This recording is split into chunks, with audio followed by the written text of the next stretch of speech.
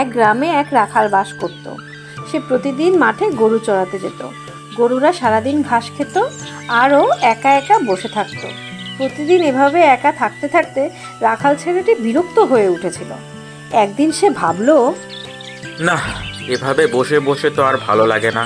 কোনোভাবে যদি একটু মজা করা যেত তাহলে খুব ভালো হতো। মা বলেছিল বন থেকে যদি বাঘ আসে তাহলে আমি যেন চিৎকার করি, তখন গ্রামের লোকেরা ছুটে এসে আমাকে বাঁচাবে। আচ্ছা, তাহলে আজ চিৎকার করি, দেখি ওরা আসে কিনা, মজা হবে। বাঁচাও বাঁচাও, বাঘ এসেছে, বাঁচাও, বাঘ এসেছে। রাখালের চিৎকার শুনে গ্রামের লোকেরা যে যার কাজ ফেলে মাঠের দিকে ছুটে আসে। সবাই মাঠে এসে দেখে যে কোথাও কোনো বাঘ নেই। কই বাঘ কোথায়? আমরা তো কোনো বাঘ দেখতে পাচ্ছি না। তুমি যে বাঘ এসেছে বলে চিৎকার করলে, আমি তো তোমাদের সাথে মজা করেছি, কোনো বাঘ আসেনি। আমার একা একা বিরক্ত লাগছিল, তাই ভাবলাম একটু মজা করি। আমরা আমাদের সব কাজ ফেলে ছুটে এসেছি আর তুমি মজা দেখছো? বেয়াদব ছেলে, তুমি আমাদের সময় নষ্ট করলে। গ্রামের লোকেরা রাগারাগি করতে করতে আবার যে যার কাজে ফিরে গেল। কিছুদিন পরে দুষ্টু রাখালটা ভাবলো যে সে আবার সবার সাথে দুষ্টুমি করবে, তাই সে আবার বাঘ বাঘ বলে মিথ্যা চিৎকার শুরু করলো। বাঁচাও বাঁচাও, বাঘ এসেছে, বাঁচাও, বাঘ এসেছে।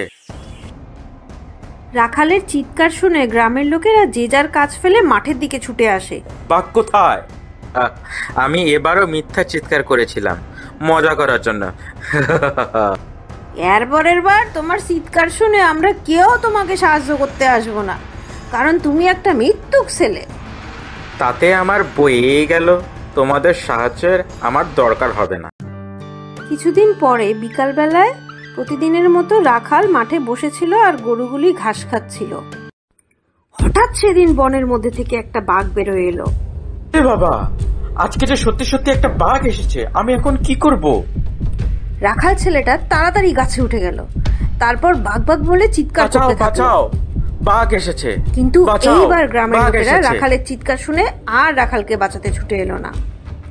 ওই যে রাখাল ছেলেটা আবার মিথ্যা মিথ্যা চিৎকার করতেছে। এদিকে বাঘ একটা একটা করে সবগুলি গরুকে মেরে ফেললো, আর রাখাল ছেলেটা গাছের উপরে বসে বসে কাঁদতে থাকলো।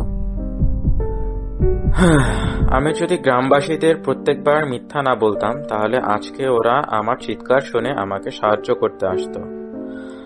আমি এবার বুঝতে পারলাম যে মিথ্যা বলা আসলেই মহাপাপ।